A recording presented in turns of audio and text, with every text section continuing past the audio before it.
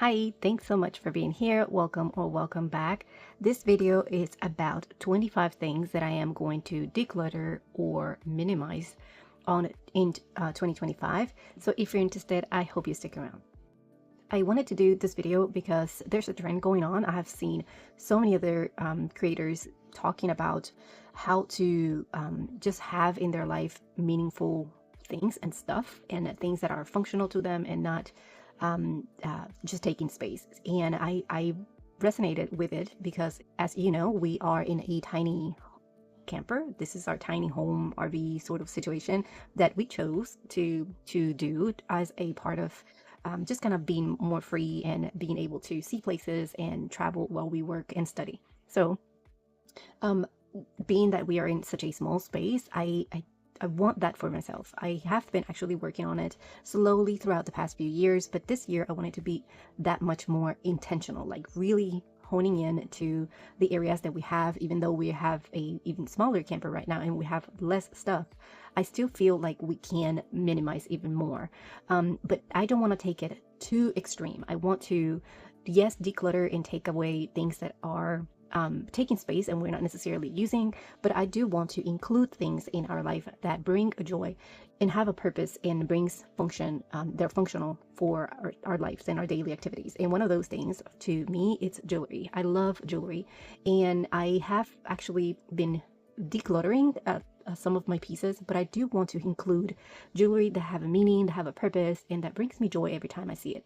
And that's why I have these on. These are from Ana Luisa collection. She reached out to me to see if I wanted to review some of her pieces, and I had the opportunity to choose which ones I wanted, and I had to choose this two. The first one I went right for was this one. This is a mood ring, and I love that. To me, it's a reminder of ensuring that I am relaxed, that I am enjoying myself, that I'm not taking life too seriously.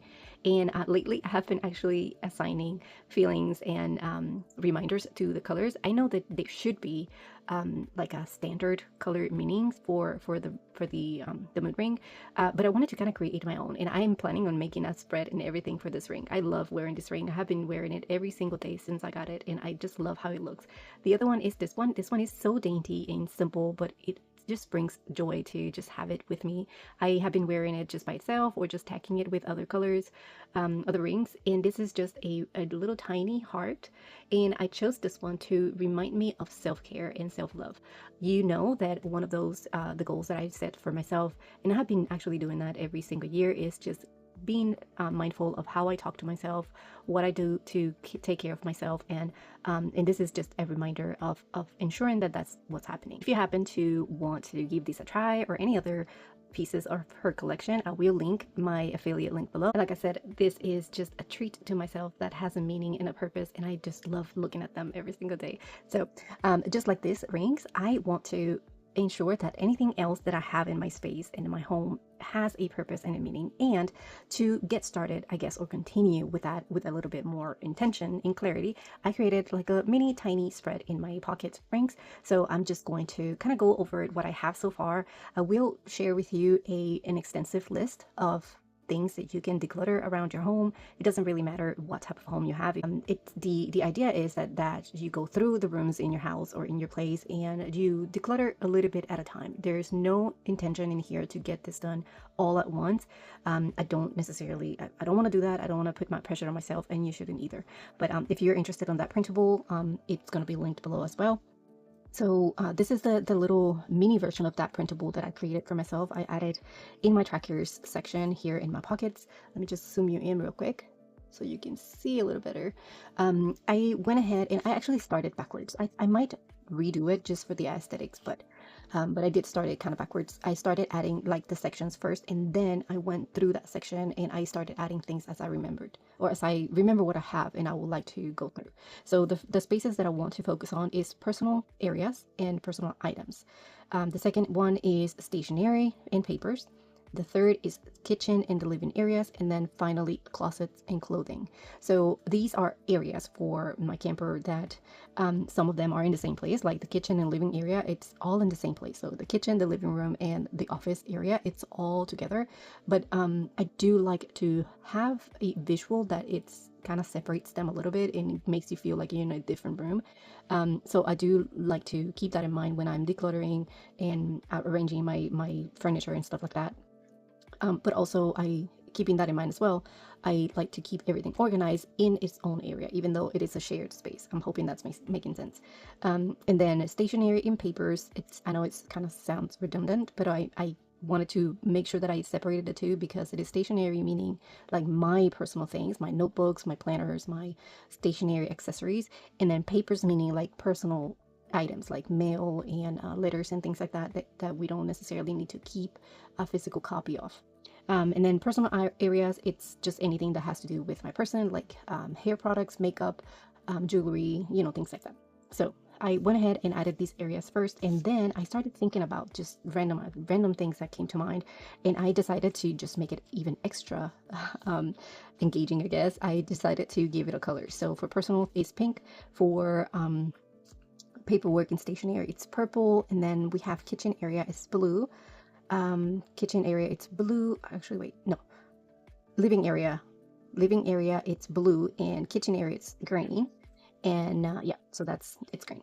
So for this is just a few things that, like I said, like I mentioned before, I went through the list, or I thought about the areas, and then I started thinking about things, but I did leave some more space, depending on how much I think I can still add. I think I have more personal things to go through, and so I left a few spaces open, and then there's one space here open for the living area, and I think I have one more for the kitchen. So, but I think that the personal area is the one that I think I had the most stuff to go through, so I just left more. So the first one that I wrote is, let me see if I can see. Actually, I can't see, this is too small. All right, the first one that I wrote is unused shoes and worn out shoes. So meaning I will go through the collection or the storage that I have under the in a storage area in a room, and I will go through the shoes and things that I have been kind of bringing with me every time we move, or you know, from year to year. I can think about a pair of shoes, for example. I can think of them right now. I've had those for since we moved to tiny living, and I have never used them. So I'm thinking it is time to let those go. And then if I need them again in the future, maybe by then those are going to be out of style probably. So that's something that I had to go through. So unworn shoes or worn out shoes. So shoes that are broken, or they're, I don't know, that they're not fixable in any way. Expired lotions and makeup. I do have to go through that. I do that every so often anyways, but I do have to, I think it's due for me to do it again. So I'm going to do that.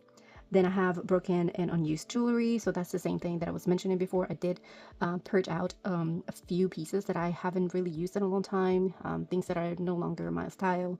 But I did kept the ones that I loved wearing, and will continue to add pieces that mean something to me and that are functional and have a purpose for me. And then the other one is worn out clothes or unused clothes, so styles that are no longer my preference, and things that look like they have been worn out already. Unhealthy snacks and drinks. So this is actually should be in the kitchen area, so I don't know why I wrote it there, but yeah, that's there. And then I left some space in here, and I moved on to the next one. It says so scan and shred paperwork. So like I said before, things that we don't necessarily need to have a physical copy of. I'm gonna go through those. On unused notebooks and stationery, definitely that's something that I'm going to continue to do. I actually did a declutter at the beginning of the year, where I took out most of the planners and notebooks that I haven't used in a while or in a long time. I have been either carrying them, storing them new and never used, or I started using them but never used them again. And I know that I won't. So I gave a lot of those away, but that's something that it's going to continue to happen, because I do get a lot of things in the mail to collaborate with, or for brands and stuff like that, for reviewing. And some of them I keep, and some of them I don't necessarily use often. So I do that decluttering, often.